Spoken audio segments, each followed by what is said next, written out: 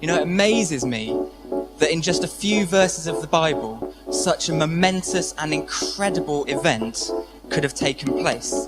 This God who created the hugest galaxies and stars and planets at that time in history exchanged his throne in heaven for a manger on earth. The King of all kings left heaven that night to sleep in a drafty barn. I can imagine a family that lived next door to that stable. They would have probably had a house full because they'd have all come together to be registered in the census. And in the middle of their night, as they sleep in their house next door to the stable, they hear a baby crying from the animal shed next door. But they just turn over and go back to sleep again. When God himself came to live next door to them, they were sleeping, completely unaware of the significance of that night. You know, 30 years later, this baby is now a fully grown man, but he's been sentenced to death outside Jerusalem.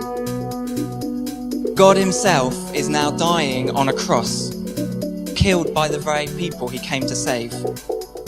Now, of course, they didn't realise that they were crucifying God, and so while the city slept that night, this baby Jesus, now fully grown up, was paying the price for all the wrong things that we've ever done.